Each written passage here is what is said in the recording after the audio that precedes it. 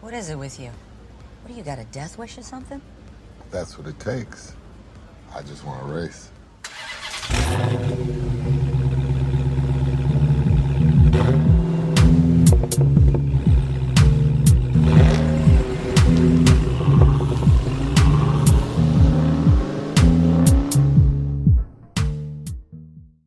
All right, Dieselheads, it's episode 24 of the Chronicles of Diesel, the only show that covers everything Vin Diesel, his films, games, and sounds. That's right, it ain't just music. He's making an audio experience for you, and we're making one for you today. My name is Ethan, and with me here to walk in 120 frames per second is Devin. Life during wartime. Today's episode is going to be covering the 2016 film Billy Lynn's Long Halftime Walk, which is based off a book. I just found that out. When I looked it up earlier, like trying to find it on Amazon, like the book came up first. So makes sense. Gotcha. It was an adaptation. And the structure of the movie feels like it, but we'll talk about that in a minute. 2016, we're getting close to catching up to being done. We have 1, 2, 3, 4, 5, 6, 7, 8 more episodes after this one. We're going to be catching up this year, and I understand the year's already started, and I think we've had this conversation on the record before, but it's weird to see something we started 2 years ago, because this is our 24th episode. Exactly. It's something that feels like we started forever ago, and that was yesterday. You know what I mean? Yeah. But we're almost done with it. We're kind of cruising by. I remember the early days where it was like, man, Iron Giant, I have to watch that, and Boiler Room. Fuck, there's a lot of movies left. And that felt like that was yesterday. And then we hit a point, maybe it was when we got to all the fun movies, where it was just like, yeah, we're just zipping through. I mean, Guardians of the Galaxy was December. Yeah. And we're now March. That was like 3 and months that felt ago. like that was the last one we did, you know. But yeah, we're going to talk about that movie today. There's no extra skin tags, as we called them last month. Did we call Remember them that? The little tiny extra things we attach on, like the Wiz Khalifas and Riddick Blindsides. That's the skin tag for the picture. Yeah, I'm glad no we more don't. of those. I'm glad, because I feel like that made it tough for us sometimes, especially when we were ranking things. It was like, okay, we're rating a movie, a full-fledged picture, versus a music video that just happens to be related to Fast and Furious. Right. Like Exactly. Before we hop back to the year of 2016, let's hop back to the month of February and discuss what happened to Vin Diesel last month. Why don't you let me know, Devin? All right, so February, he's been a little quiet on social. He only has, let me count again, I believe 4 posts. I think he only did 4 posts. So I think it's maybe not an all-time low, but definitely ties, I think. I think we had a 4-post month at one point, too. I think I remember that. Yeah, but we have only had 4 posts, and he's now sitting at 78.3 million followers. We're getting closer to 80. Maybe he'll get it next month. But yeah, I only did 4 Instagram posts, and here on VNN, if you've been listening to the show for a while now, here on VNN, Vin News Network. And I have.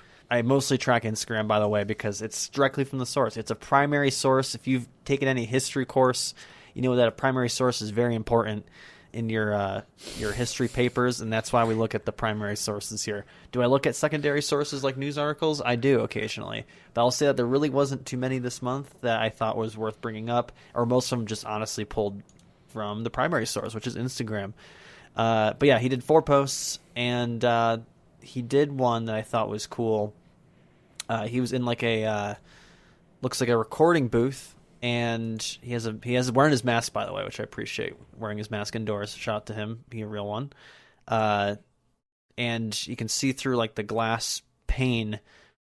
You can't really make him out in the video, but I guess it's his lifelong partner in voice recording that he's had since the Iron Giant. His name is Doc. And he's been working with him since Iron Giant and now with Groot. It's a little peek behind the curtain, I guess, there, that he has like a recording guy that he works with. So he doesn't, just work with whatever. He has a guy. So shout out to Doc. Then there's another video of him next to some fountain-looking thing. and it's a video. He's doing like a selfie video, and he's just saying, Happy Creative Sunday. But he said he is at I don't know what NASCAR race it was, but it doesn't really matter. I don't think. It was a big NASCAR race where there was a couple celebrities there. Ice Cube was there. He said he met Pitbull.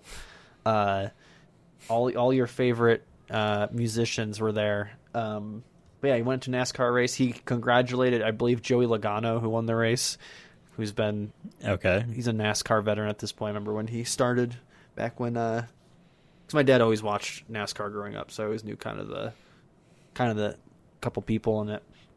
But yeah, he gave a shout out to Joey Logano, and he says that it was fun seeing the cars race, and he hopes everyone had a fun day watching the cars. He said it was kind of inspiring, basically, because I guess right now they're starting principal photography for the next Fast movie, so that's exciting. So maybe so they're there looking at cars and kind of getting inspired by that. I think that's cool. So there's that, but yeah, little video there. Definitely recommend watching that. And then he did a photo of him, Tyrese, and Paul Walker. A little TBT kind of post, but he said Fast is back in London amongst many new locations around the world for the finale of Fast. Hope to make you proud. All love, always.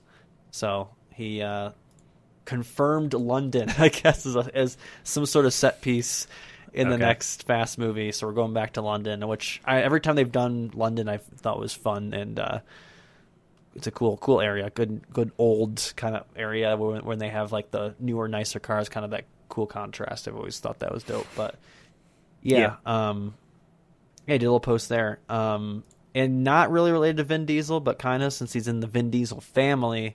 Tyrese has been on Instagram. He's always been on Instagram, but unfortunately, his mother passed away from COVID, and dude has been he's been making films and stuff, but he's been talking about it on Instagram. But he did like this post about like how he's still wearing double masks and he's triple vaxxed, and he like did a post about like don't let them laugh at you for like being protective and stuff. And I thought that it was and he said it because his mother died of COVID. So I just wanted to like kind of point that out because Vin Diesel's wearing a mask in that one, and I do like that these people that are, whether you believe in hierarchies of social statuses, but at least there's these people who are still wearing masks and stuff for that. Hopefully people see that and be like, hey, I should still remember this is a pandemic, because still a lot of people are dying every day. But yeah, I just wanted to point that out because I thought it was kind of, because Vin was wearing a mask there, and then he had a picture of him there. But just wanted to fill folks on that because he's in the Fast family, and we said that we said that last month or the month before that, like the whole like meme of family and whatever. It's kind of it's a meme, but they really do seem to like, generally speaking, care about one another. Like they're always commenting. Like Paul Walker's brother commented on Vin Diesel's post, just saying like, oh, like can't wait, for the new movie or whatever. And Tyrese is always there. Ludacris is there. Ludacris also can't get rid of Tyrese. Yeah, and Ludacris he performed at I think it was the NBA All-Star game in Cleveland. He like came out and performed, and that was cool. But yeah, maybe I'll start throwing a little Fast family stuff in here once in a while. In terms of Beef Watch, I haven't heard anything, I haven't seen anything, so I feel like it's kind of cooled off. I was gonna ask. So the Beef Watch market, I think, is kind of drying up. Where's the beef? Either for better or for worse. So I don't think we're gonna see anything of it until maybe the Fast movie comes out, or maybe there won't be anything in it about him, and we'll never talk about it again. Or The Rock writes a book when he's 70 and he talks about it in a brief chapter or something. Sure. I have a feeling, we'll just never hear about this again. Honest to God. Like, that was that. Yeah. But that is it for VNN. Not pretty late month, but sometimes I feel like that means he's working on something. You know what I mean? Yeah, I mean, he didn't post any of the videos we took together on my birthday party where he watched me play Dakin Guards 3, Yeah.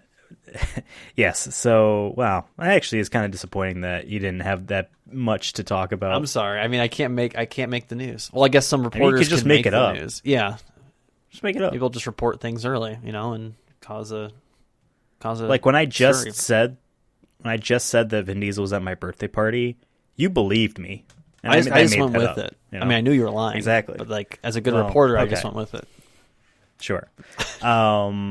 Let's jump back to the year 2016. Jump forward. Billy Lynn's Long Halftime Walk, directed by Ang Lee.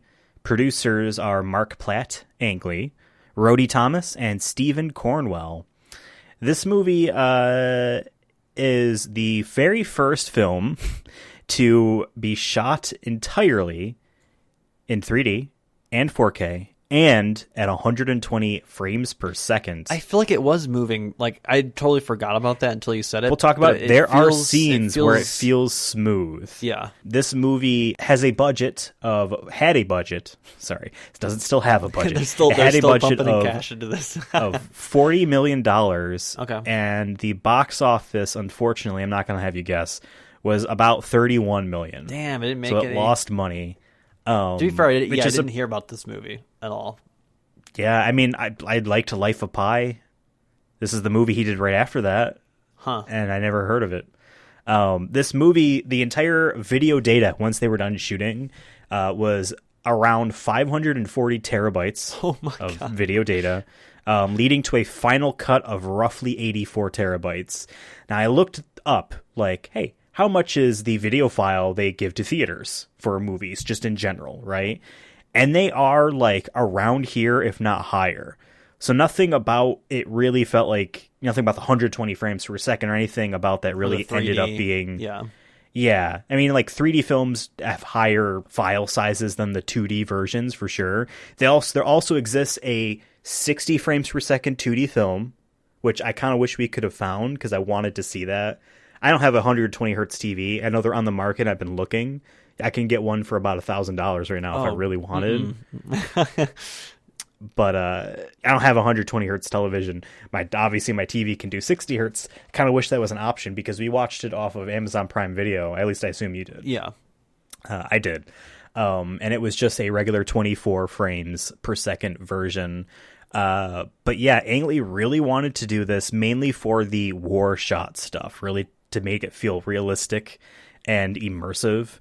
And this is why a lot of the shots in there are from a first person's perspective or a mostly sedentary and turning viewpoint rather than quick cuts and motion, which we see a lot in in more movies. There's a lot of Exactly. just quick cuts, even Saving Private Ryan, which we So you just get wrapped up and lost in it. But this is more of like, well, as we talk about, there's scenes in this movie that's very much like setting up position type of stuff. But yeah, it stars what's his name? It stars Ang Lee. It stars a young man named Joe Alwyn, who got the role, or at least he auditions for the role and then got it 2 days after he graduated drama school. He is British. He's British. He's a British man. He's pulling a Tom Holland. He did a great Texas accent. We'll give him credit for that one. Yep. Steve Martin is in this movie, and he did not realize that Joe Alwyn was British until like the end of the movie. Hey, that's that means he did a good job. Yeah. Exactly. It also stars Kristen Stewart, which I did not realize was in this movie. Good for her. And obviously our boy, Vin Diesel, which is why we're watching it today. And I didn't realize he was going to be in this much, because when we first mentioned it, I feel like he said, he has a cameo, right, like kind of thing. Like, I looked up cameo, enough about just each like of these movies. Scene.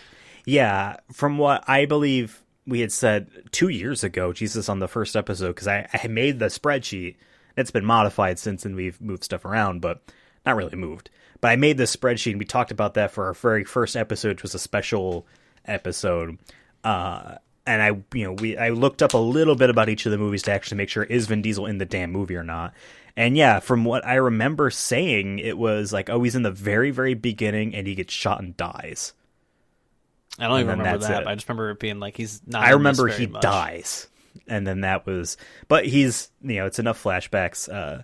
And this entire movie is based off an entire book of the same name, written by Ben Fountain.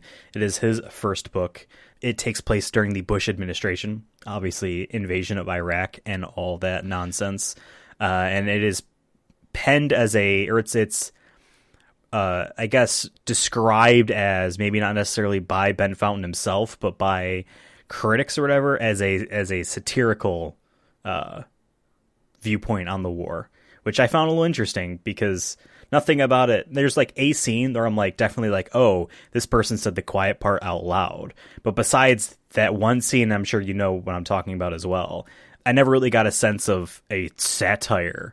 But maybe it's just like what you say when it's like, this is modern day fiction about a real world event that's charged. Historical fiction is usually the term I would use, though, for that. Or you could be critical about something. I don't know if that makes it satirical, because me, satirical, I think of, obviously a joke. Right. Right. And like The Onion has perfected. Again, besides like, oh, yes, exactly.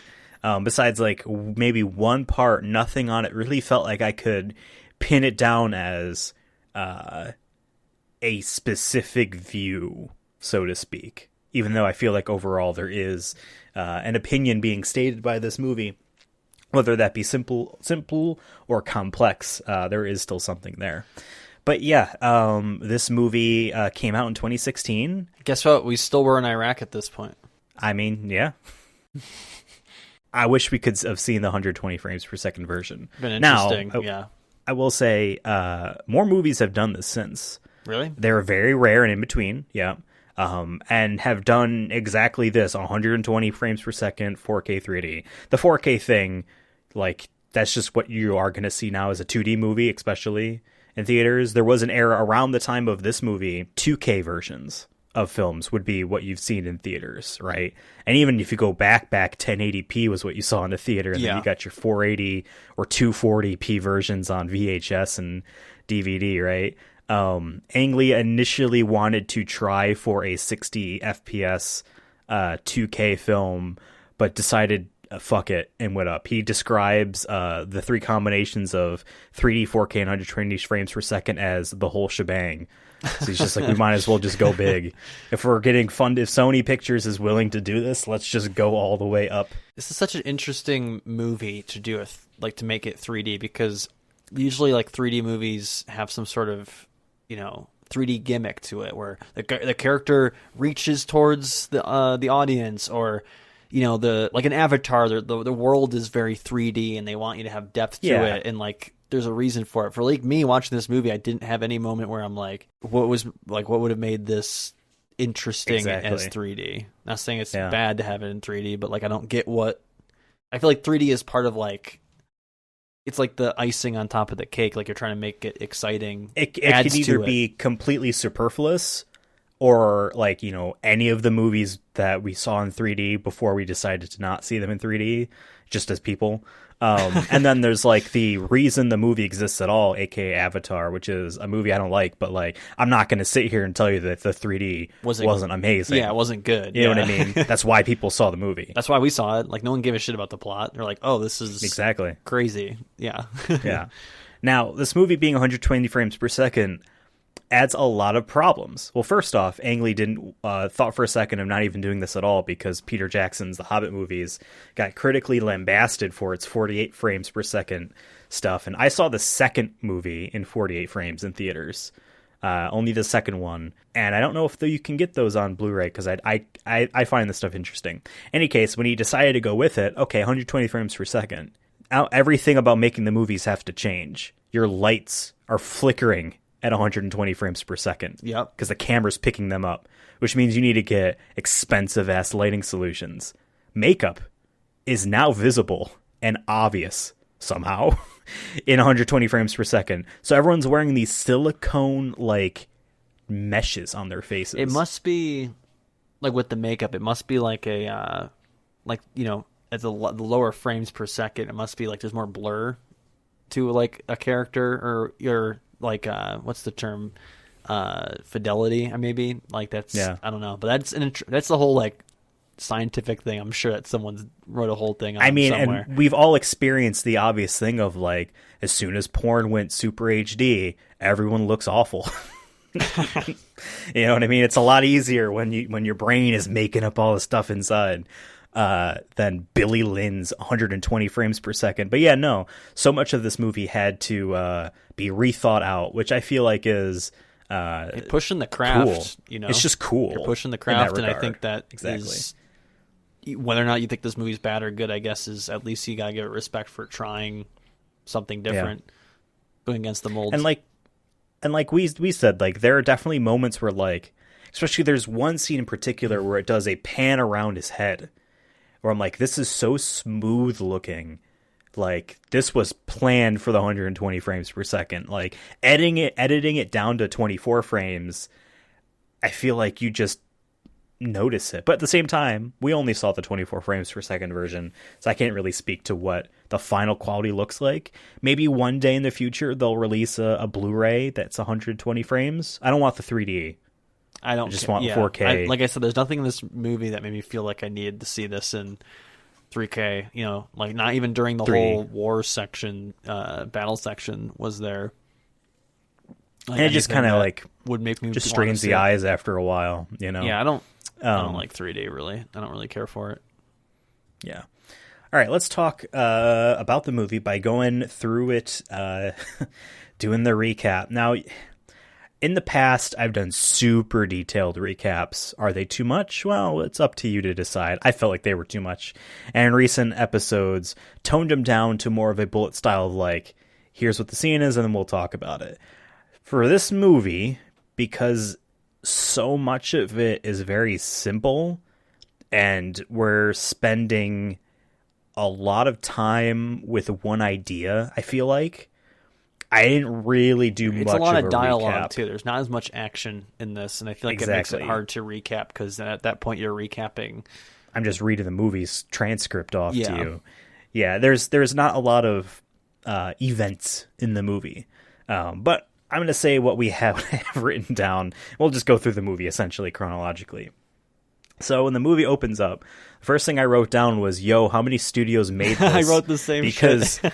there is just fancy ass movie studio title sequence after who the hell is this? What the hell is this? I don't remember TriStar looking like this. I see. They got Shine Up in here too. Prolonged theirs too. Like usually it just says like, you know, Sony for like a hot 5 seconds. I feel like it went on for like 15, where it was just like, okay, I get it, Yeah. Sony, you produced and then this. now it says TriStar. Yeah.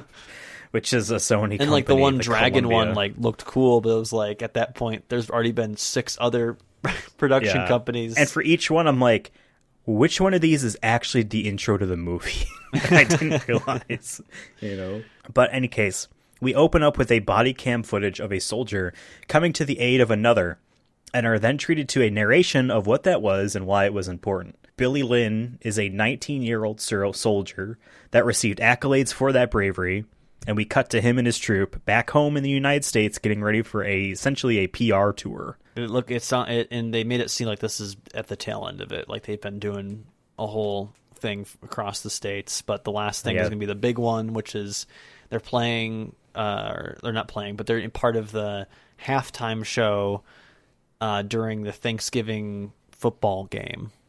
Yeah, for the Dallas Cowboys. Basically the Dallas Cowboys, but not the Dallas Cowboys. How much of that $40 million budget went to the Dallas Cowboys? It wasn't the Cowboys. That wasn't? No, they were saying Dallas a lot. That was not. That was a made-up brand, made-up team. And those NFL players are on separate teams. Because later on you see J.J. Watt and Richard Sherman. Yeah, I saw those. They're random NFL players. Okay. In the book, according to the synopsis I read, it is the Dallas Cowboys. Well, I think that stadium so they made up a Dallas is team. either the old Dallas. Well, no, it's 2016 at this point. So I think they already tore down the. Well, so that stadium is supposed to be the old Dallas Cowboys stadium because they tore that down in 2008 and put up the new one, which is why they have that cake. So I think they probably just didn't get the rights to the Cowboys, or maybe the Cowboys didn't want the brand to be in the movie. Maybe that's why there's so many shots taken at the Cowboys in the movie. Yeah. So, no, that's interesting. Well, they fooled me. They fooled me with that, but they definitely did not fool me with another famous celebrity in the movie. But But yeah, in any case, Billy Lynn is with his buds, and we meet the team as they leave their hotel and board a limo. They got a dude named Josh. He is the guy that's just taking care of them, but not really. We got a dude named... What was his name? I don't remember his name. But the guy that was trying to get them... Chris Tucker's the actor, but the guy that's trying to get them the movie deal. Mm-hmm. And then we have our 8 gentlemen. And this movie does the thing that I'm not sure how many of these movies do, because I don't really watch movies like this, but I always seem to see them when they happen. Just the dichotomy between, or the mix, the clashing just way you present yourself between our armed forces, soldiers, and then just the everyday American, and look how silly and stupid they are. There's a couple scenes in this where it's like unnecessarily being like, "Whoa, this guy's an idiot," but not the sergeant, Yeah, I mean, it's once we talk about like how we feel about this movie, I go back and forth of whether or not like I felt like this was critical enough of either both the military and of people and how they look at military. And I feel like from the very beginning, they start with like, oh, these guys are all in like the show world and the presentation, and like, but they have their own rules about presentation, and they have their own rules about presentation. Look how different they are. One's more regimented, and one's, kind of just on the fly, gotta go, making deals on the fly kind of thing.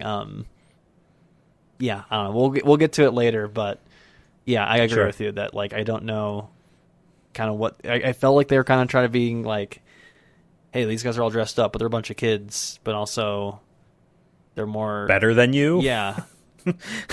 Yeah. In any case, they get on their nice Hummer limo. Which, fun fact, the limo at my mom's wedding was a Hummer limo. Probably expensive. I remember that. We cut to them at Vin Diesel's funeral, and I'm not gonna lie.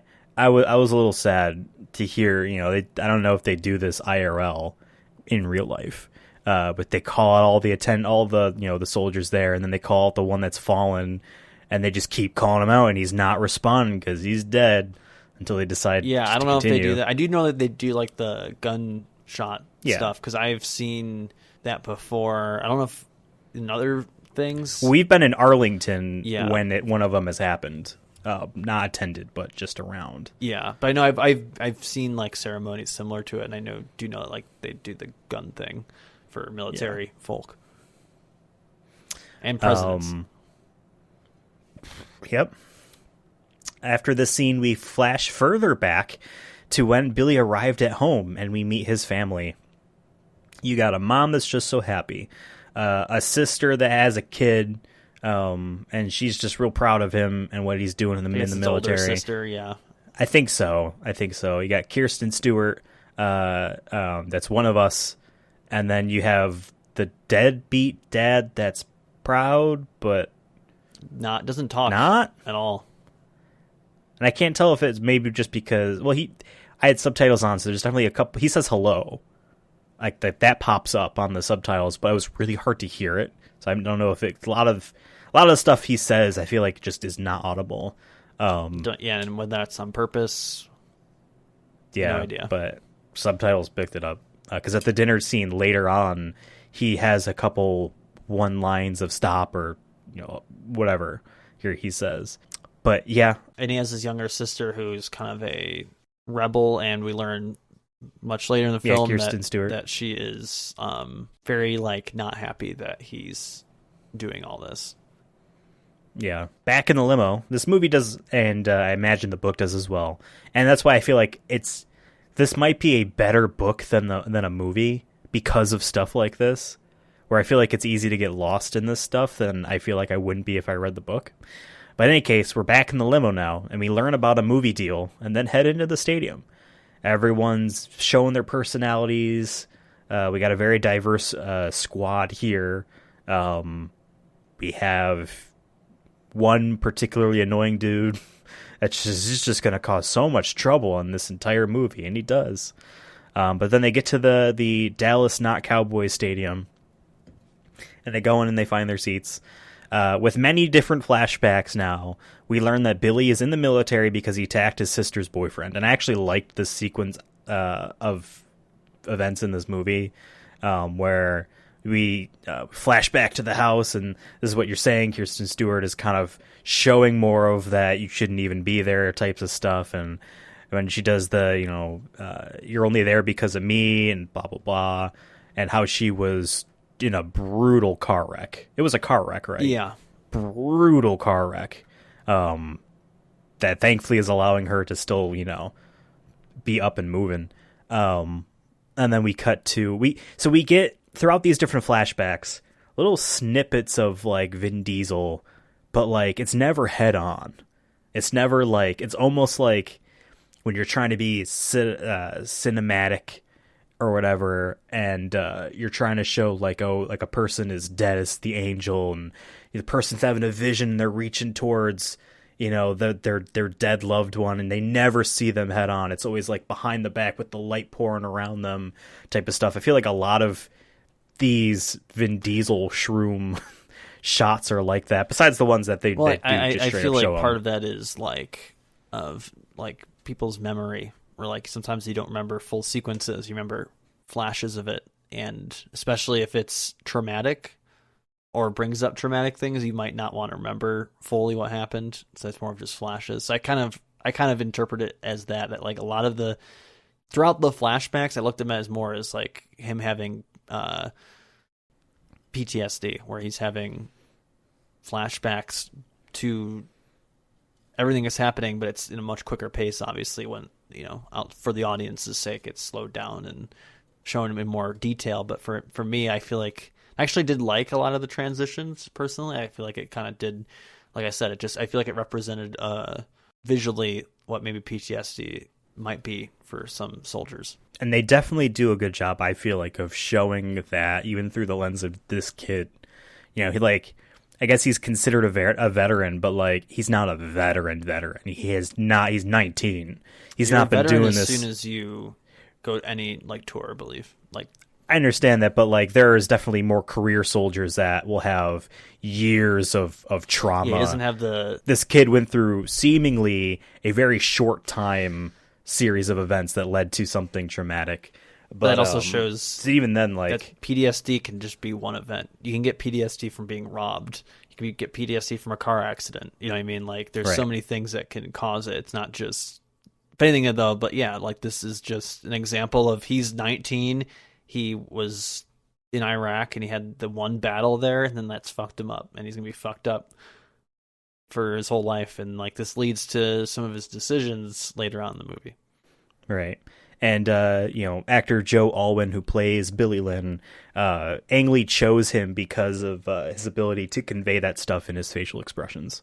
But yeah, and then we get the flashback, the sequence of flashbacks for when he goes driving in a Jeep with, I don't remember, I didn't really get a sense of who it was in the back, but it's one of the other guys.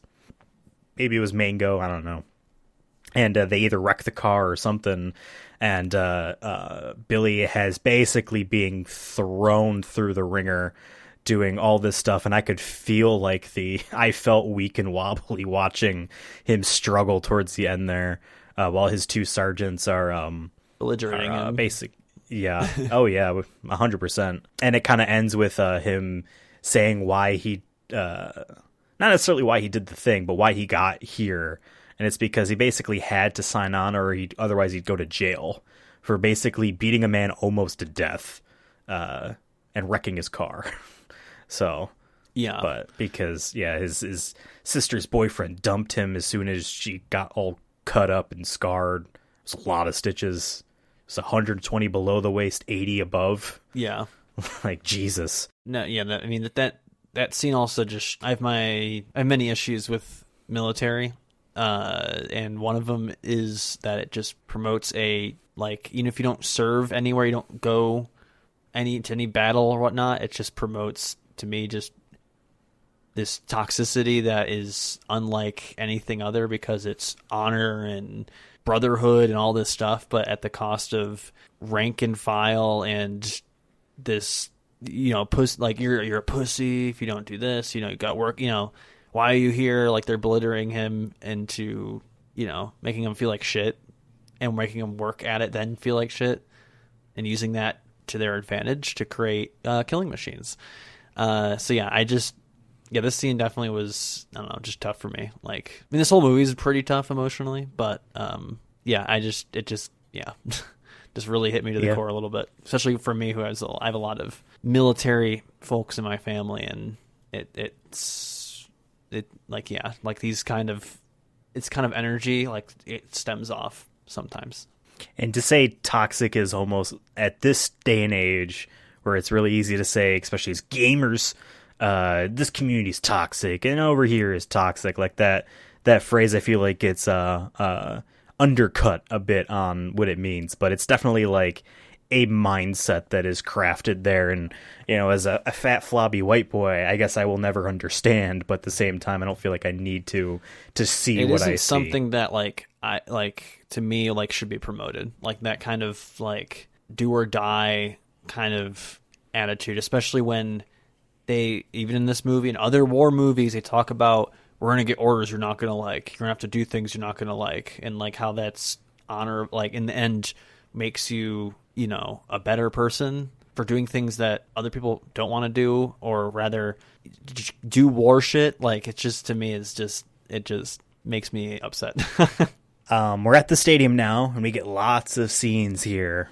Eventually we meet Steve Martin and take an interview and watch them get asked dumb questions. He's supposed to be like Jerry Jones, which is the owner of Dallas Cowboys, which is also a white guy with white hair and is a billionaire. Steve Martin's perfect pick. Yeah. The whole time Billy is staring at a probably underage cheerleader the whole time. Like too much. I do like that we get a couple instances in the movie, and here is where we get the one where like the screen goes really like sepia or just black and white. Yeah. As Billy imagines an answer, and it's always the funny thing, and or the honest thing. Like I think the first time they do it's just what he's thinking. The first thing they said, I forgot the exact question, but the answer was like, oh, we're killing more people and basically radicalizing more people to then kill in these countries. But then there's one that's masturbation or whatever. I mean, what else are they going to do?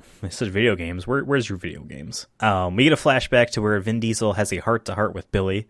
And this is where we get some of the Hindu philosophy stuff that Vin Diesel brings to the table here.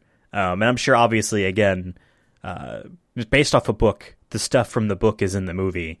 They didn't make, to my knowledge, stuff up for flavor in the movie, but it totally makes sense. It's almost perfect casting.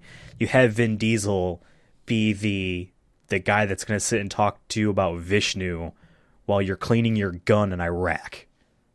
You're like, of course, like that is like, I don't see other actors. I can't see a Tom Cruise doing that and have it feel the same. And I know, and I love Tom Cruise. All right. Saw a movie poster for Top Gun Maverick and I'm like, ooh, but like Vin Diesel is almost perfect casting for this scene alone. Yeah. He literally, I don't know if you felt any differently. No. Yeah. I mean, we've seen him do these kind of things before, and I feel like he, so we're kind of used to him saying that, because we know it's like, and it makes it more genuine, because I think he actually believes a lot of the stuff he says in this movie. Like, yeah, he says, find something bigger than yourself. That's what he says. But the fact that the line is, it's not about God or country. You just have to find something bigger than yourself. That's a line that Sergeant's never going to say. It's always at least country, if not God. Duty is the other one. Do it for your family. Yeah. By leaving them and fighting in this war. You got nothing else going on.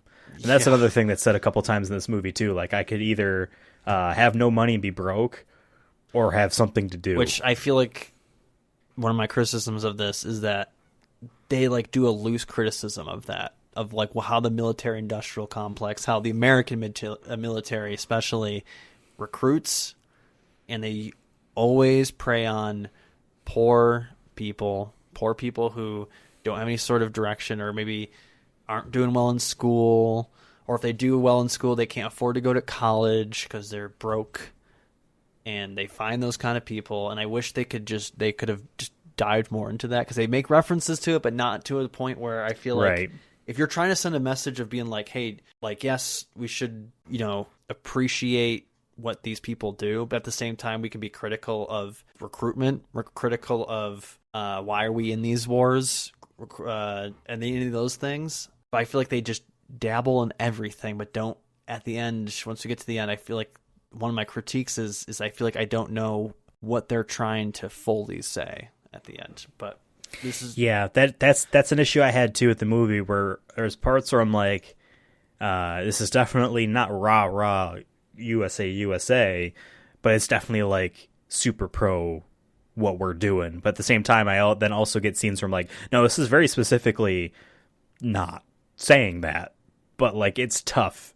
And I wonder how much of that is film direction trying to round some corners, you know what I mean? Smooth out some edges, or is how much of it is the book that was written during, I imagine, during the Bush administration. Yeah. Which, when we're not totally removed from the picture with enough distance, right? When you're closer to it, it's tough. In any case, after this, Billy and that cheerleader have a talk, and it's awkward. It's definitely trying to set up, I feel like, with the last scene with them in it together, maybe her perspective about what he is. But I feel like this goes back to what we were talking about, like some things I feel like it kind of does a good job of is like that distinction between being a soldier and being a citizen, having a, any other job in the United States, is that like they'll come to be like, oh, we support you, blah, blah, blah. And then there's no like connection there because they've been through the ringer, So right. I feel like that's what made that conversation so awkward, is because I feel like she's just enamored by like, military servicemen, and he obviously is attracted to her because he's a 18-year-old, 19-year-old boy who is still going through fucking hormones and shit. So like I get it, but like I feel like this was on purpose, in my opinion. That I feel like they were trying to kind of show that like he doesn't know how to talk to anyone else that isn't his bros in the unit, because that's all he knows at this point. Yeah. Speaking about the unit, I forgot to mention that. Bravo. Bravo Squad. One of the soldiers there, I forgot what his name was, but the Asian guy, that's Ang Lee's kid. Okay. IRL. That is doing that. So that's cool to see that kind of stuff. I snuck my kid in the movie, and he didn't fuck it up type of stuff, We get way more scenes and stuff at the stadium, including a scene basically with what you were saying, where it's a montage of all these people are coming up to him and just saying how much they support him. It's at X, Y, and Z. We are now at dinner time, eating fancy food there, and the quiet part is said out loud by an oil executive. Who is one of my faves, by the way. His name is Tim Blake Nelson.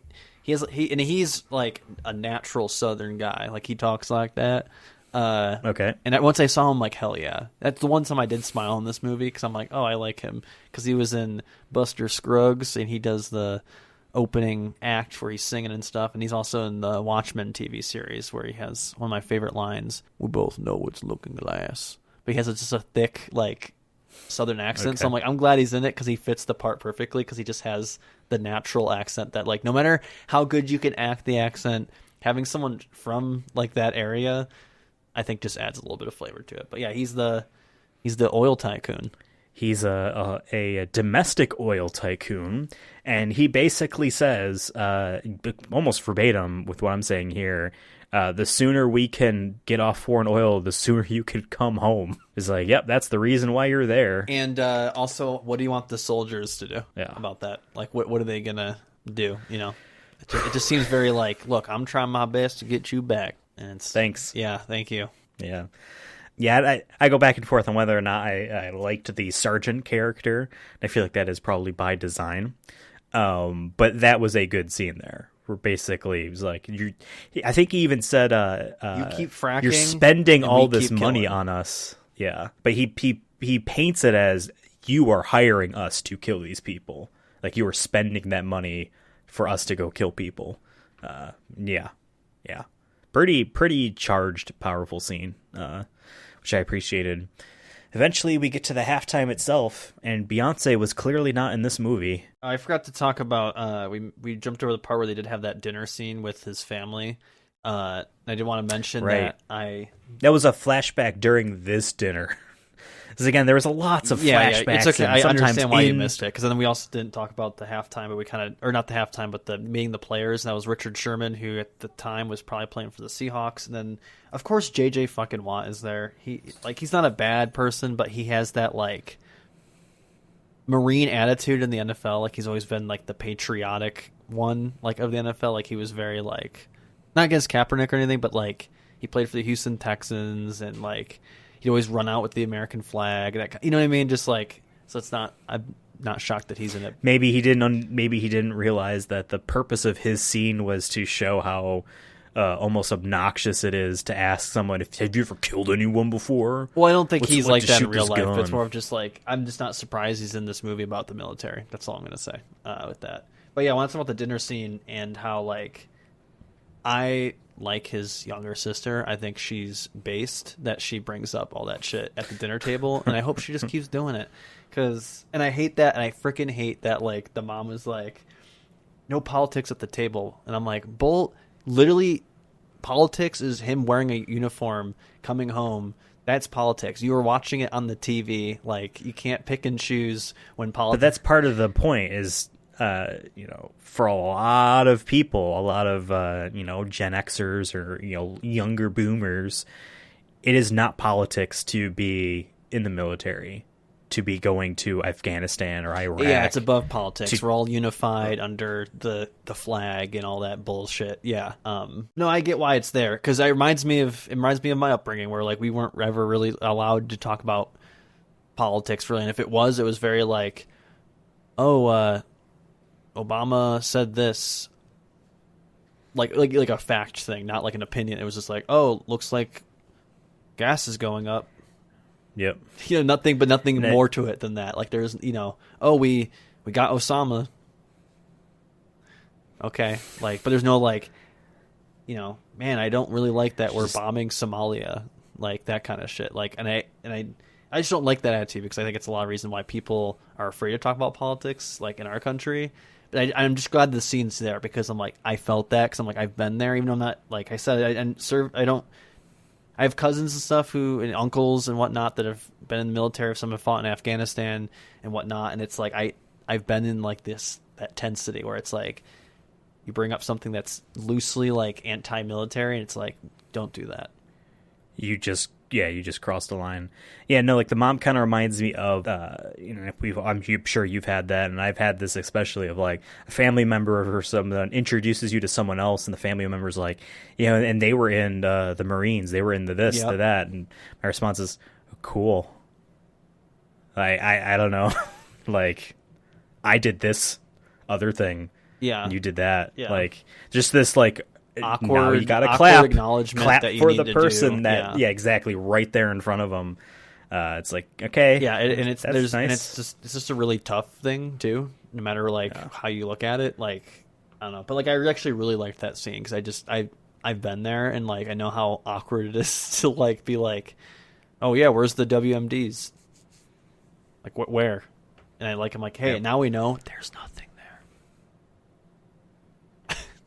But yeah, with that time machine, we'll just go back. Honest to God, if the government had a time machine, they would go back and be like, yep, there was one there. We fucking proved it. Yeah. If they had that power, that'd be dangerous. No, yeah, I just wanted to point that out, because I really like resonated with that scene. Yeah, I forgot about that scene. They also twice do the Kirsten Stewart line of basically saying, you don't have to go. You can stay. Yeah. Like they do it twice in this movie in two different flashbacks. But I think the first time it is just her voice. You don't actually see her saying it. But in any case, we are now at the halftime show. That is the lamest Destiny's Child stand-ins I've ever seen. They looked very pathetic. But I get at the same time it is also supposed to be not. I guess satire is the word that comes to mind because that's what the synopsis for the book described it as. It's close enough to reality, but it's not supposed to be exactly the Dallas Cowboys, exactly Beyonce, and all that. It's supposed to be. My point being, like, the way they're presented, it looks so chintzy and lame and superfluous. That is A, what a halftime show is, obviously, but B, like, you know, it's supposed to juxtapose of, like, these people are here just for the commercialization of this war. You know what I mean? They're there to be celebrated on face level. Yeah, you know what I mean? That's it. Which is obviously one of the messages of this movie. Yeah, straight up, and that's obviously when we get to our villain moment. That is literally what is there. Yeah, but I basically get just for a stand there budget in reason, uniform. but in a way, I kind of like that we don't see them because, like you said, like I feel like if you had actually Beyonce in this movie, people You're wouldn't. looking at an $80 million movie. Well, I'm saying like people wouldn't one. like look at this scene in the same way. They're not going to focus on them. They're going to be watching to see what Beyonce's doing and be like, "Oh my god, Beyonce!" and all that. She's bae. Yeah, she's bae or whatever. So I kind of like that they didn't. I get why they mostly didn't because budget reasons and whatnot, and it's supposed to be from their perspective. But yeah, I kind of like that. Like they didn't, but at the same time, they still had Richard Sherman and J.J. Watt in this. So I don't know. They were probably much cheaper than Beyonce, and also more of a cameo than Beyonce. Can't really have a cameo. Yeah. You know what I mean? The scenes are just different.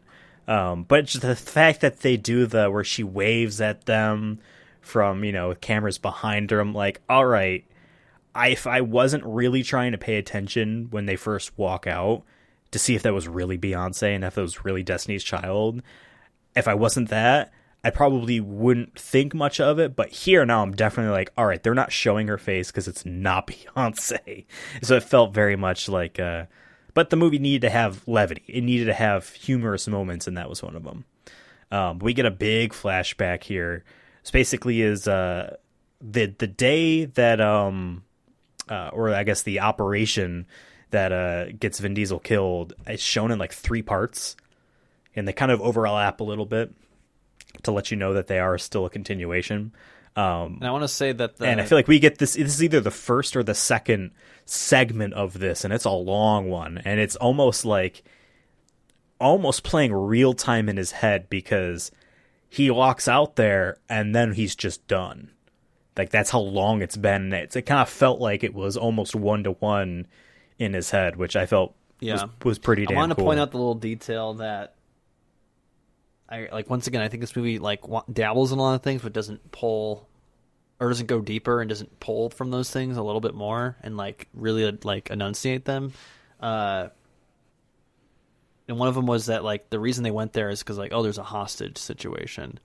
And I thought that was interesting because there's one scene where they go into some random family's home looking for terrorists and they take people as hostage and they remove a father out of their family based off some evidence that they found that could, which they didn't even show whether or not that, it could, honestly, it could have been planted. Not saying he wasn't a terrorist, but like, it was very like weird how they were just going to rooms. Oh, look at this. Oh, look at this. As if the evidence being like a love photo of Saddam is also very weird to me. Yeah. Personally. I feel like that was maybe almost just like shown for like the audience to be like, oh yes, definitely terrorists because what do we know? It's just almost like the point of the movie in some regards. Yeah. You're right. But I thought that I didn't put that together. Yeah, but I wish that's what I'm saying is I wish they like talked about that just a little bit more. Like maybe like a character says something like, oh, can't believe they're taking hostages or something like that. Like I just want it like to be like I want that contradiction to be shown more. Yeah.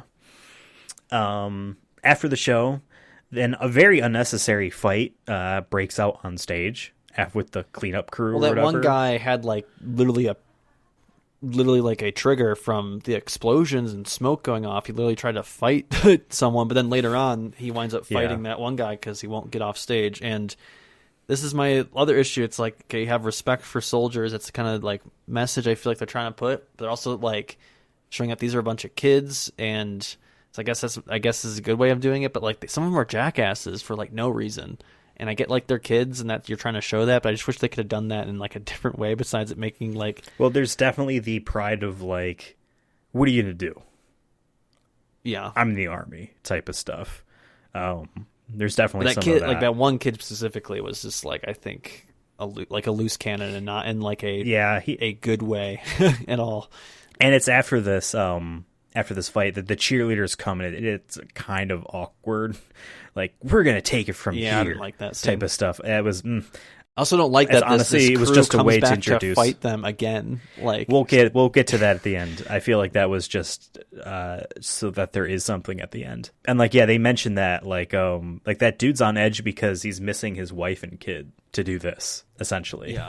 Yeah, and then when they get back to their seats, that same guy chokes out a dude that was basically being homophobic about the military for no reason. But he chokes him out, not because for no reason, but the dude was being homophobic out of the blue for no reason. The dude just chokes him out, but it's one of those things where it's like, he also could have just let it go. You know what I mean? But he's just on edge 24/7. Yeah. Billy is meeting his sister after the show to get him out of the army, and he's also trying to meet up with that cheerleader. And I thought this was going to lead to we're not quite there yet, but I thought this was going to lead to a he has to pick type of thing, and thankfully it wasn't. Oh, I thought he was just going to have to, like... I think it was more... I just thought all these things were going to kind of pull him home, for example. Like, they were trying to be there to be like, oh, you could stay here and have a life with her kind of thing. Yeah. But at the same time, they also very much go to an effort to show how, like, superficial... Yeah. And not superstitious, but, like, this is nothing. Like, she's nothing. Like, this was not a thing. You're just a 19-year-old kid. Yeah, he literally daydreams about just, like, going home and having sex with her, and, like, that's it, because... And honestly, one of my favorite parts in the movie is he is saluting and tears are streaming down his face while he's imagining her riding him in his bedroom that he has at his house. You know, like, that's what's going on in his mind. He's not thinking about the flag, the country, what he did at all. Well, I think it's also, like, part of that's just, like, he won't get any of that. Because he knows he won't because of his predicament. Because of this. Yeah. But at the same time, that's the only reason why she's interested in him, obviously. Yeah, and it's a cheerleader of all things. Like, that was very much... She could have been one of the tech crew. She could have been this or that. No, it had to be a cheerleader. Yeah, exactly. A very much and I keep saying superfluous throughout the entire episode here, but again, this is very much for presentation, this is a thing type of person who sees that stuff in this guy as the reason you know what I mean? Well, it's like, we're cheering for you and we hope you're safe and, like, we care about you. Go do the war. You know, yeah. That's the kind of, I think they're trying to, like, do that symbolism with. Because a cheerleader is supposed to be cheering on the team, you know. And she's very much in love with the fact that he's going to have to leave her.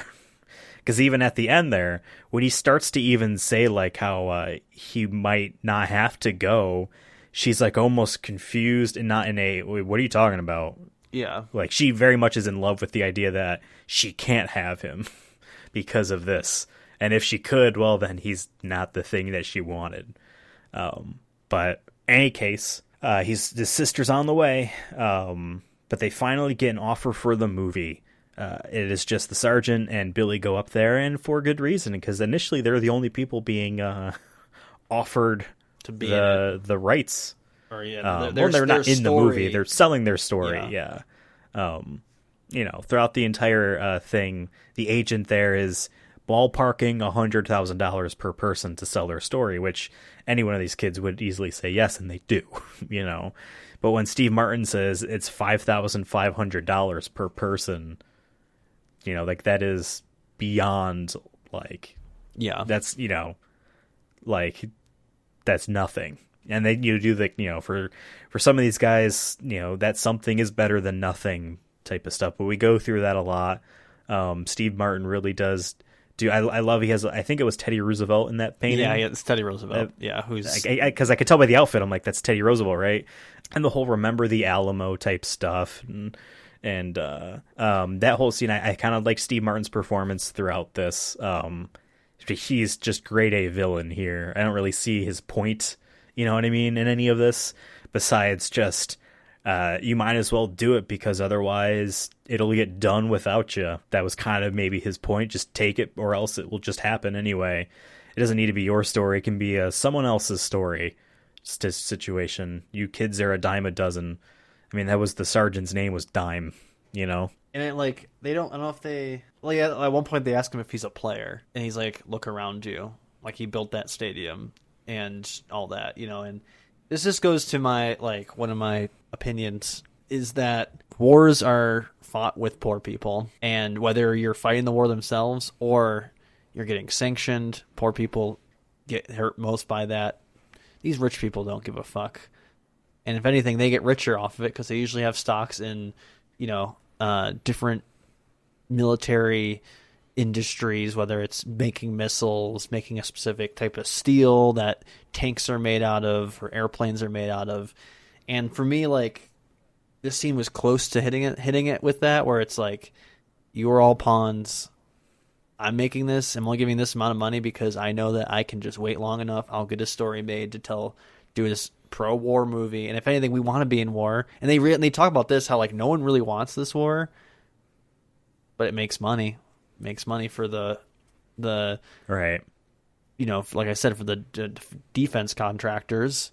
It makes money for these external oil tycoons who all have their pockets, you know, in the right spots for this. And like this just, and it even goes with current events. It's like America just can't keep their, you know, they just can't not be involved in some sort of conflict, whether it's collectively with multiple imperial nations or if it's trying to start one and have another one start it, because in the end they'll get money out of it.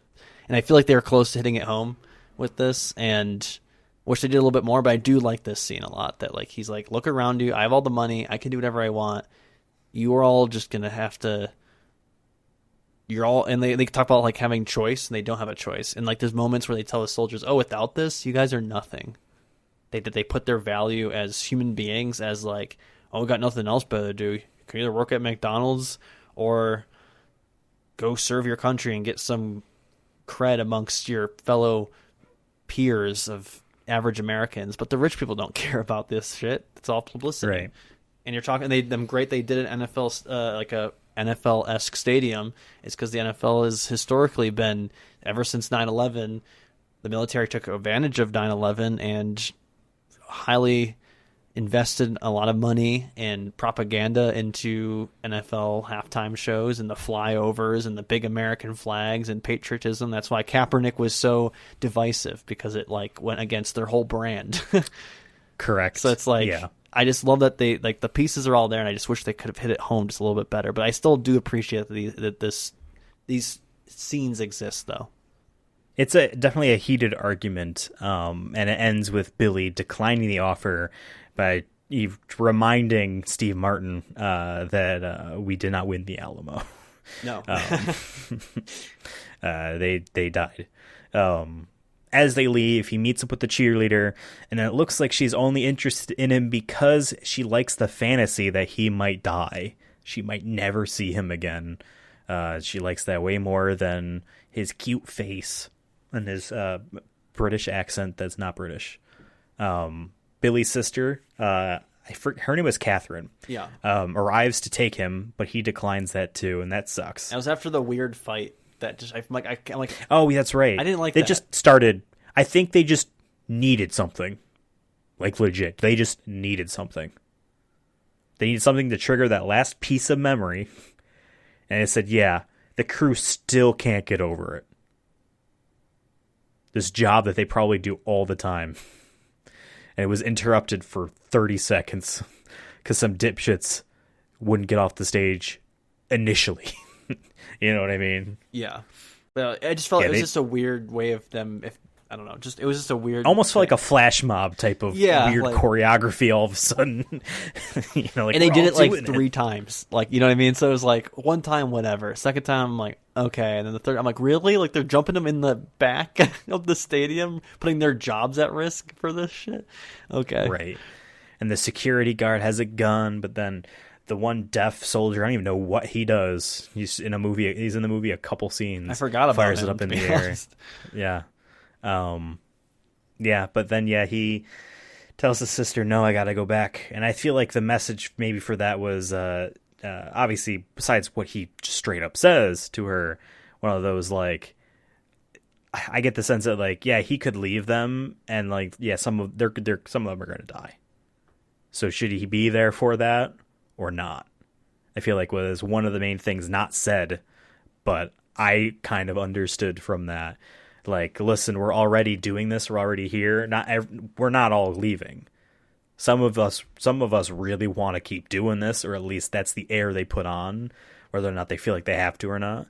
And others maybe would leave if they could, but what are they going to do? We're all just still doing this, and it is not going to be 8 people next year in this initial troop. It's going to be less, right?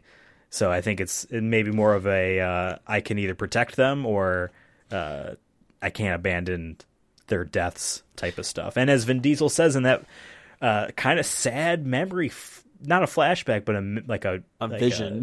Just a vision, yeah, best way of putting it. The bullet's already been fired. Which is so fucked up. I keep going back and forth if I either like this kind of honestly bad ending, in the sense of bad and being like, this isn't, you're not supposed to feel happy about this, or if I don't like that, like, it feels like they don't have a choice, because they keep hammering home that like, oh, I don't have a choice, I have nothing to go back to. And there's clear as days that there's a lot of things they could go back to, and like, yeah, you might be poor, but at least you're with your family. But they keep tying this back to like brotherhood and honor and like all that, and like, but then in moments they're criticizing that. So I think it's just a weird way they ended it. And and with Vin Diesel's little monologue there about like the bullet's already been fired. He also says something about like, I have it written down here. Hold up one sec. Where he says, citizens are running the show, a nation of children. I'm like, what are you talking about? I didn't get that at all. Do you understand what that meant? This is a vision. This is what he wants to hear. True. And I feel like for this scene and what he's saying here and what the movie's trying to say is like, listen, we are not approaching the situation from the start. This has already happened. Like, again, like, either he abandons these people or he goes back with them. You know what I mean? This is just, and he even says, like, it is what it is. This is just what it is now. And so I see this as mostly catharsis for that choice, for that, like, listen, your life isn't going to get the best things that you wanted it to be or what you think it's going to be. This only ends one way. You know what I mean? Really only ends one way. And so there is just catharsis in what you have in that. Do I necessarily agree with that? Obviously, no. But obviously, in the ideal world, they never went there at all. But they did. They did a tour. They got lucky or unlucky, depending on how you look at it. And then now they have to go back. They don't get to, this isn't Saving Private Ryan where he's permanently discharged because all of his family died in battle. You know what I mean? Yeah. This is PR in a different way. Okay, but the PR's done and you're still able-bodied. Fuck, you're under 20. You can do another lapse on the court. You know what I mean? Yeah. So that's what I feel like the Vin Diesel thing is. It's what the character is envisioning at the end. So whether or not that is the movie's direct message, it is what that character is thinking at that time. And it is just a catharsis thing. It isn't necessarily supposed to feel like it is he's doing the right thing or the words are the right things to say. The message might not be the right thing to say, but for what the situation is, it's the catharsis the character needs. I mean, yeah, I don't know. I just didn't. I feel like maybe it's just like with the current events and literally just ironicness of watching this kind of movie during literally another war starting potentially, or is an invasion's happening, and knowing that, possibilities of things happening again with soldiers being sent or whatever. I mean, I hope not. And like, we still have soldiers in the Middle East, still soldiers in Yemen, and or not Yemen, but like helping genocide in Yemen and stuff like that. But regardless, it's for me, like, I feel like just all that emotion I have right now and watching this movie and then hearing them kind of be like, we don't have a choice. Like, it kind of just made me a little, like, emotional and, like, in a negative way where I just feel like, I'm like, no, we don't have to, like, this doesn't have to happen. And I get, like, yeah, like, and I think that maybe that's on purpose. Maybe the ending's supposed to make you kind of, like, upset, and if that's the case, then it did its job on me. Oh, it has to be, right? It can't possibly be, because the happy ending is he goes with his sister, and all of them know that, and they all decide to not go back to war. Yeah, I guess that would be the happy ending.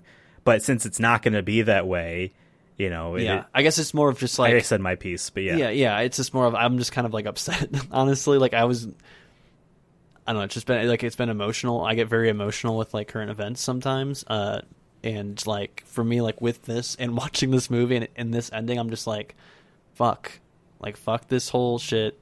War is a racket. Fuck this shit.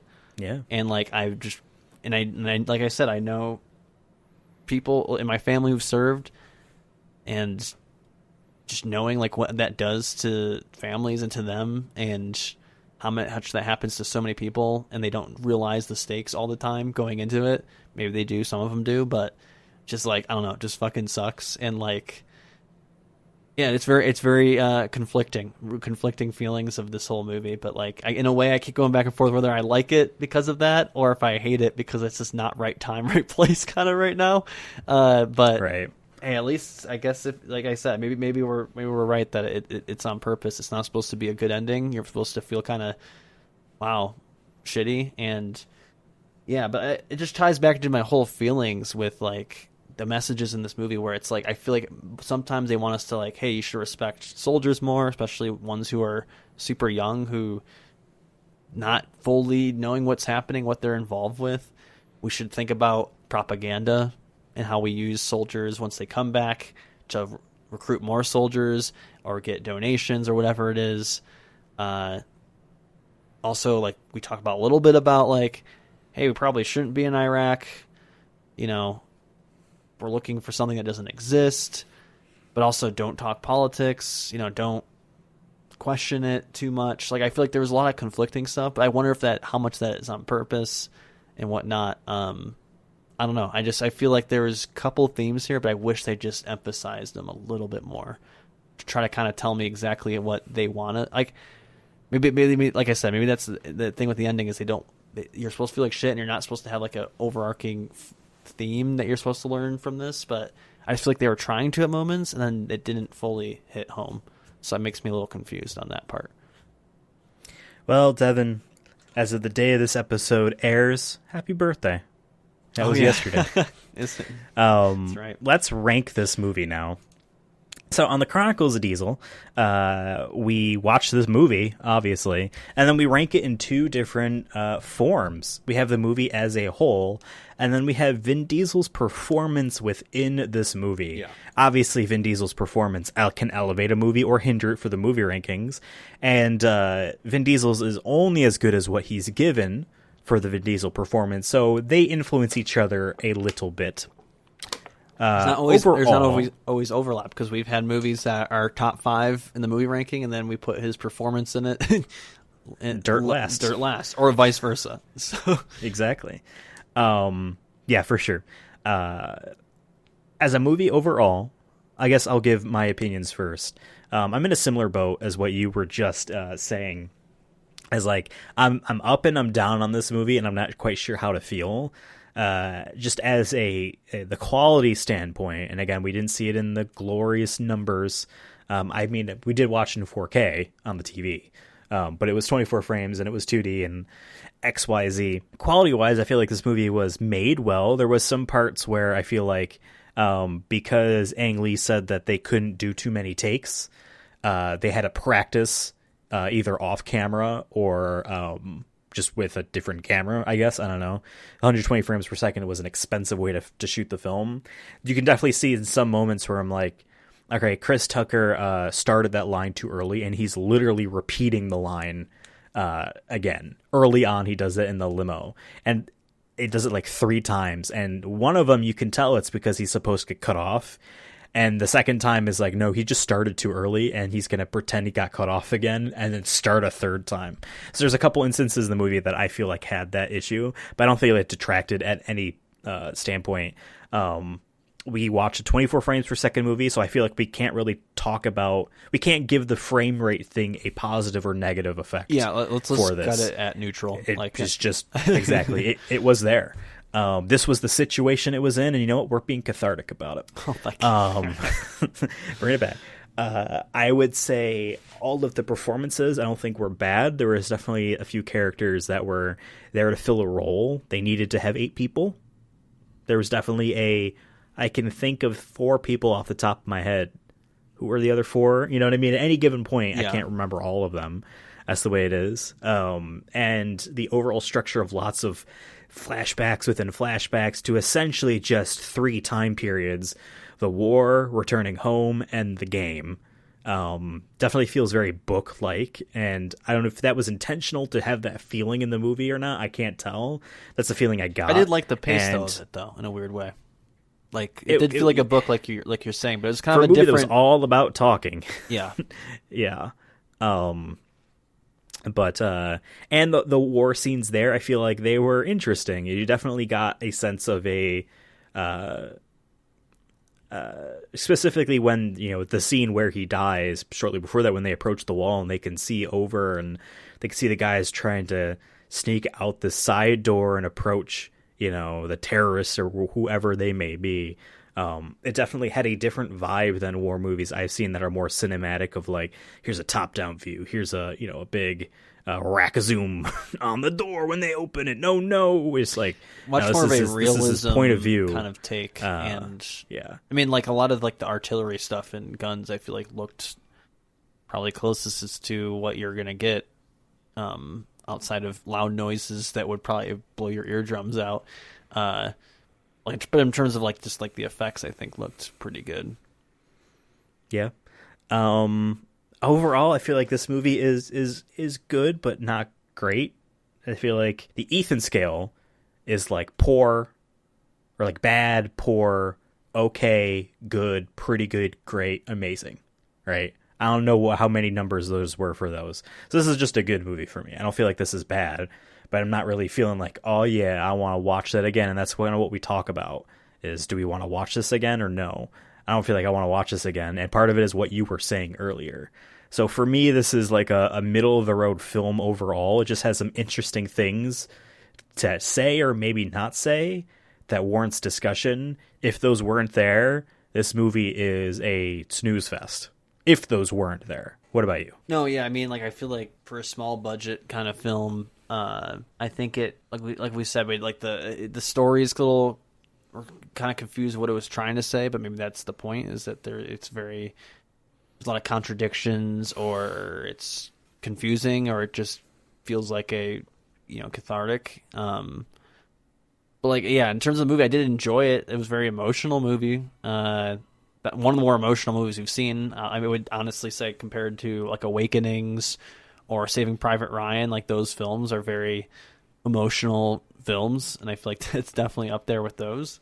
But yeah, overall, is like compared to other movies I know we watch, I know it's probably going to be, for me, like a middle in the pack kind of film too. Like, I don't know if I want to watch this again because it's emotional, and I feel like I know the story at this point. I think it's one of those movies that you just see once and you have a discussion about it, and then that's it. Maybe you watch this in like if we can get 120 frames per second version of this film, I would watch it again. Interesting. I don't know if I would. That would be my stipulation. For me, like I feel like I would maybe like this would be a movie you'd play in a history class about the Iraq War or something like that. Like I can see that maybe, because I feel like it's, like I said, it touches upon a lot of things around the Iraq War and war in general, especially from an American perspective, that makes it interesting for discussion. And I wish it, like I said, wish it hammered a point home or two a little bit more. But I feel like it's good enough to maybe show in like a classroom setting for that reason. But like other than that, like I don't know if I would watch this again personally, like with friends or something like that. It's more of just like, I feel like if you're studying history or sit something, around and watch this movie. Oh my God. No. But yeah, all right. It's so fun. I'm going to read you guys off the movie ranking list. Now, folks, head to twitter.com and go to the our Twitter account at Sonic and Movie Show, named after our main podcast there. And you will see in one of the recent media posts there, Devin has posted our movie rankings and Vin Diesel performance ranking images. So to keep those open, because I have 32 things to get through here, and we have to put this movie somewhere in there. So for the movie ranking, the ranking is as follows. Number 1, Guardians of the Galaxy. Number 2, Saving Private Ryan. Number 3, Fast 5. Number 4, Fast and Furious 6. Number 5, Furious 7. I'm going to get confused one of these days. Yeah, I know. Which is which. Number 6, Triple X. Number 7, The Fast and the Furious. Number 8, The Iron Giant. Number 9, Riddick. Number 10, Awakenings. 11, Fast and Furious. 12, A Man Apart. 13, Find Me Guilty. 14, Boiler Room. 15, The Chronicles of Riddick. 16, Pitch Black. 17, The Last Witch Hunter. Hey, that was last month. 18, The Fast and the Furious Tokyo Drift. 19, Vin Diesel. 20, Knockaround Guys. 21, Wheelman. 22, The Pacifier. 23, Babylon AD. 24, Los Bandoleros. 25, The Chronicles of Riddick, Assault on Dark Athena. 26, The Chronicles of Riddick, Escape from Butcher Bay. 27, Multifacial. 28, The Chronicles of Riddick, Dark Fury. 29, Strays. 30, Wiz Khalifa featuring Charlie Puth, See You Again. 31, Fast and Furious Supercharged. And 32, Riddick Blindsided. I just want to point out, I just realized our bottom 3 things are in the 30s are the skin tags things, where it's sense. like these are the little tiny detachments to 3. I mean, honestly, movies. like Fast and Furious Supercharged had to have been like the most craziest shit we ever seen. I feel like to get out of that bottom of the barrel for real, because like it's just tough when they are competing against things that have so much more longer like chance to like tell a story or whatever. But for sure, I already know where I already know where I want to put it. Where's that? I think it's going to be around the 18 to 20 range. I think it goes either above Knockaround Guys or Vin Diesel. Interesting. I don't want to put it above Fast. Like, even though I don't really love Fast and Furious Tokyo Drift. I just feel like going back to our easiest way to do a tiebreaker, which is will I watch that movie again? Probably will watch Tokyo Drift a couple more times before I die. Easily. When this movie I'll probably never watch again. Easily. So I'd be willing to put this and I'm like above Knockaround Guys. Okay. Let's just do that. Yeah. Yeah. So this is our new I think number if Vin 20. Diesel was like, or if this movie wasn't as so like just emotionally sad and shit, that like maybe I'd put it above it. But like, yeah, I'd rather watch something a little happy right now. That's at least what I'm feeling in this moment. Perfect. All right. So it is now number 20. It is flanked by The Last Witch Hunter, Tokyo Drift, and Vin Diesel, as well as then below it, Knockaround Guys, Wheelman, and The Pacifier. That is its new home. Now, how did Vin Diesel do? I mean, we haven't really talked about it too much, to be honest. Besides, his like he had his couple lines where he did the classic Vin Diesel thing of giving you advice, whether you want it or not, or being the sage of your social circle. But like he didn't like blow me away. But I wasn't expecting him to, I guess, because I didn't know how much he was going to be in this movie. I thought like he was going to be in that one scene, and he wound up being the guy that dies and being like in multiple parts throughout. Even sits in the limo with him at one point. Was not expecting that either. But he didn't do a bad job in his scenes, or like felt like he hurt the movie in any way. But I also don't think he was the best actor in this film. I feel like our main character there was the best actor in this movie. Because of his good crying skills and making me want to cry as well while watching it. When Vin Diesel did not make me want to cry in a movie that I feel like was trying to make you cry. Interesting. But like, yeah, I don't think he did a bad job or hurt this film, but I also don't think he like blew me out of the water, or whatnot. I think he did what he needed to do in this film. And yeah, there you go. I think Vin Diesel did pretty good considering what he had. I wouldn't say it was amazing, but at the same time, of all of the Vin Diesel gonna teach you something roles he's had, this felt like the most warm, you know what I mean, in my tummy about it all. Not much else to say besides what you said. I'm kind of really there with you. I guess then, you know, I'll list off the ranking in a second here, but I'm thinking maybe more just slightly above middle idea. Yeah, once we read them off here, I'll maybe, cause I haven't looked at it too much. But once you read off the last list, that's when I'm like, nope, I know where it needs to go. So maybe once we read it off, we'll. Maybe if we can get two easy, quick ones for once. After the last couple, we've had some debates on the last couple, so it'd be good to go back to earlier on where there was only 5 movies, and we were like, I guess it's better than the last one. That was honestly the way it was for the longest time. It's better than the last one. Vin Diesel only getting better. So the Vin Diesel performance ranking is as follows. Number 1, XXX. Number 2, The Fast and the Furious. Number 3, Fast and Furious. Number 4, Find Me Guilty. Number 5, Fast and Furious 6. Number 6, Riddick. Number 7, Furious 7. Number 8, A Man Apart. Number 9, Fast 5. 10, The Last Witch Hunter. 11, The Pacifier. 12, The Chronicles of Riddick. 13, Babylon AD. 14, Los Bandoleros. 15, Guardians of the Galaxy. 16, Boiler Room. 17, Multifacial. 18, Pitch Black. 19, Knockaround Guys. 20, Strays. 21, The Chronicles of Riddick, Dark Fury. 22, The Iron Giant. 23, Saving Private Ryan. 24, Vin Diesel. 25, The Fast and the Furious, Tokyo Drift. 26, The Chronicles of Riddick, Assault on Dark Athena. 27, Wheelman. 28, The Chronicles of Riddick, Escape from Butcher Bay. 29, Riddick Blindsided. 30, Fast and Furious Supercharged. 31, Wiz Khalifa featuring Charlie Puth, See You Again. And 32, Awakenings. I really liked when he opened that door. I feel like that movie is better than this one for his performance.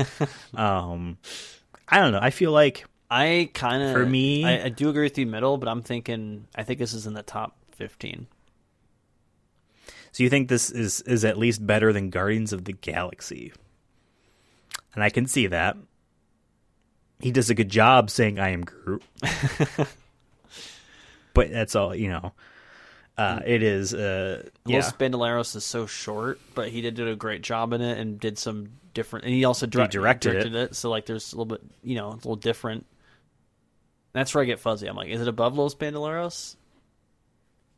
Like it was different. I will say from this, him, but then I also am like, man, why did we put Babylon AD so high? I'm like, oh, I remember now, because I think we say this every episode. We're always like, wait, he was the only good thing in that movie. Yeah, I'm willing to say he's actually his performance in this is just under Babylon AD. Yeah, let's do it. Let's lock it in. Okay. Let's lock it in. I'm no fighting. Yeah, we're not fighting today. No war. No war today. Yeah, there are new 14. Billy Lynn's Long Halftime Walk. Which by the way, I think we both thought or at least I thought, like it was going to be about football, but more about football. Like he was going to be like a veteran back from the war, and then he makes friends on the football team. That's where I thought this movie was going to go. Really? But now it makes a lot more sense. I remember reading the synopsis enough to.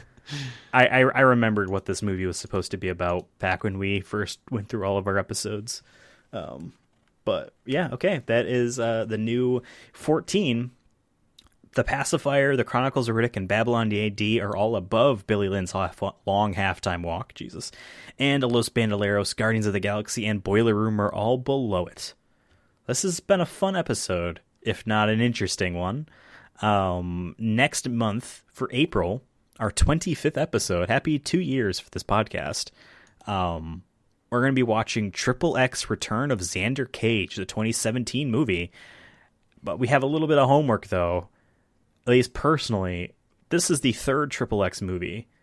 We have to watch the second one first. Yeah, I'll try. I'm gonna try to do that like earlier on, so I don't forget before it's a week before, like we normally do. Don't double book. Yeah, don't double book. Because I'm pretty sure. So wait, XXX was 2001, 2002. Which was our first 10th. I think it's our 10th episode, isn't it? 10. It was our 8th episode. XXX was our 8th episode.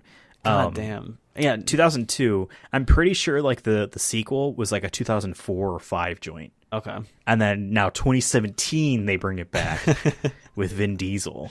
So we'll have to see. I'm pretty sure Ice Cube is the lead. I think in there's the some pressure Triple X because too. we have Triple X in our top 10 in both our movie ranking, and it's number 1 in our Vin ranking. So he has Jesus, how did that get up there? because we loved that movie and he was awesome in it. Fair. But like, yeah, I think there's some pressure on this one. And I'm excited. yeah, me too. I think it's going to be.